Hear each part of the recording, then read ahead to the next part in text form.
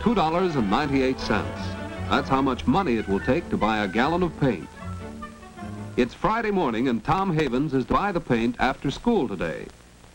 To make the purchase, his father gives him a $5 bill, a crisp, new $5 bill that he received at the bank yesterday. This particular piece of money is just starting in circulation. What will happen to it? What will it be used for? What can money be used for? What is money, anyway? After school, the $5 bill goes to a hardware store where Tom uses it to buy the paint. This is one of the most common ways in which we all use money, as a medium of exchange for goods. Tom exchanges a certain amount of money for a gallon of paint. The clerk naturally accepts the money, and he gives Tom a smaller amount of money in change. And so the $5 bill has found its way into this cash register. But it doesn't stay long. It's to be used to pay Mr. Kelly an electric work he has just done in the store. The store is not paying for wire or fixtures, special services. This is another use for money, as a medium of exchange for services as well as for goods. The $5 bill is moving fast. That's because it's so convenient to use in business transactions. In fact, it's hard to imagine doing business without money. Yet for thousands of years, people did get along without money. In primitive days, living was simple and each family produced whatever it needed. The first kind of business was barter. A good stone cutter, for instance, might make a few extra tools and simply trade them for furs and other things he wanted. It was easy. There was no need for money. Even today, barter has its place. Not long ago, Tom Havens got a spotlight for his bike by trading a catcher's mitt for it. Swapping like this works well between friends. But what would you trade in a hardware store for a gallon of paint? And how would the store owner get the paint and the other goods he sells? What could he trade with all the people who had a hand in transporting the goods to his store? What could he possibly swap with all the stockholders of the hundreds of factories that produced the goods? How could he barter with every individual workman who played a part in the manufacture of each article? No, life today is too complex. People are too dependent upon each other. Jobs are too highly specialized for us to do business by barter. And that's why we depend on money as a quick and easy medium of exchange. Thus, instead of doing a certain amount of electrical work in exchange for gasoline, Mr. Kelly pays for the gas with, yes, the same $5 bill he received at the hardware store. This convenience of modern money has evolved from an age-old search for a satisfactory medium of exchange. Out of the simple barter of primitive people, spearheads became one of the first articles used as money. Shells have also served as money. Wampum was used by the American Indians. And hundreds of other articles have been money to various people at various times. But none of these met all the requirements of good money. Money should be something of value, yet who but a huntsman has any use for spearheads? The value should be obvious and uniform. Who but an expert knows what this fur pelt is worth? Money should be easy to carry about. Metal rods certainly aren't. Money should be divisible. How do you make change when the price is half a cow? Money should be durable. Too much salt money got caught in the rain. Out of such trying experiences, gold and silver emerged as the most durable, most convenient, most satisfactory money. For greater convenience, men started stamping out gold and silver coins with values imprinted on them. Later, governments took over the exclusive function of coining money, because unscrupulous men began to cover cheap metal discs with gold and silver plating.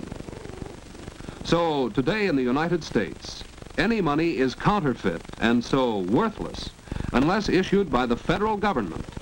And anyone who knowingly tries to spend counterfeit money may be fined a large amount and sent to jail. The coins we use are made in one of the 3 mints of the United States Treasury, located in San Francisco, Denver, and Philadelphia. And from the Bureau of Engraving and Printing in Washington comes our paper money, including, of course, the $5 bill of this story.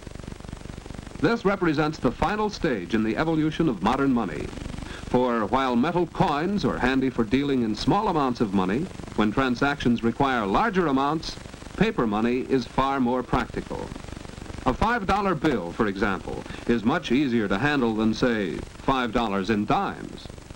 And just imagine buying something that costs $100 and paying for it with 10,000 cents. So the values of the money we use every day are the values fixed by the government.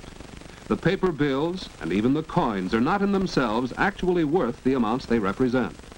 Their face values, however, are guaranteed not only by huge reserves of gold and silver, but by the stability of the government, which fixed those values.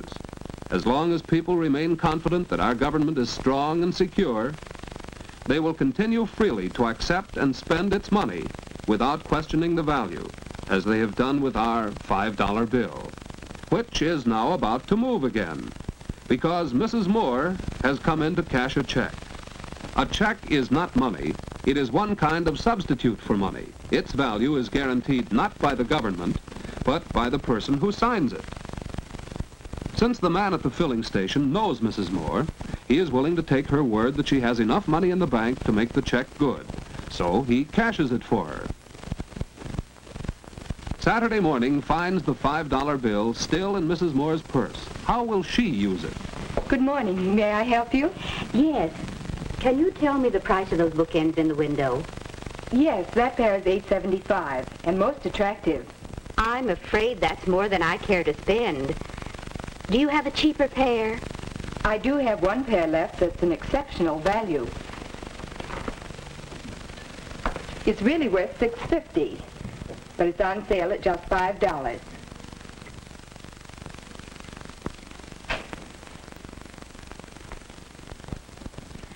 I'll take them, please. They're very good looking and certainly worth $5. Worth $5. Yes, since the value of our money is fixed by the government, we use it as a standard for measuring other values. So money is not only a medium of exchange, but also a standard of value. At 1 o'clock Saturday afternoon, the $5 bill is transferred from the cash register in the gift shop to the pay envelope of Virginia Height, the clerk who sold Mrs. Moore the bookends. And when Miss Height goes to spend the bill, she learns how money serves still another purpose. Hello. Do you want to make another payment on your radio? Well, yes. But I see the price has gone up since I bought it. Oh, don't worry about that. You have to pay only the original price of $30. Oh, I'm glad to hear that. Your balance is just $15. I was so sure the price when I bought it was only $30. So we see how money serves as a standard for future payments, a yardstick by which we measure the value of anything bought or sold to be paid for in the future. But what of the $5 bill? Soon its adventures take a strange turn. This radio shop is where Tom Havens works after school and on Saturdays. And when he's finished his work for the week, he gets a $5 bill. As we have seen, it could be the same $5 bill his father gave him to buy the paint. And where did his father get it? From the bank, and it's going back there. Tom deposits the $5 bill in his savings account. He deposits his money every week, storing it up for his future needs. This way, he's using money as a storehouse of value. Thus, our $5 bill has completed one round trip from the bank and back. Tom first used it as a medium of exchange for goods. Mr. Kelly received it as a medium of exchange for services. It was convenient for him to carry around and use for any business transaction. And no one ever questioned that it was worth $5 because its value has been fixed and guaranteed by the government. When Mrs. Moore made her purchase, she used money as a standard of value. And Miss Height found that money is also a standard of future payments. When the bill returned to Tom, he used it as a storehouse of value. Now it's back in the bank, but it will pass through many, many more hands before it is worn out and withdrawn from circulation. It may even go along with some world traveler who will soon exchange it for an equal value of money of some other nation.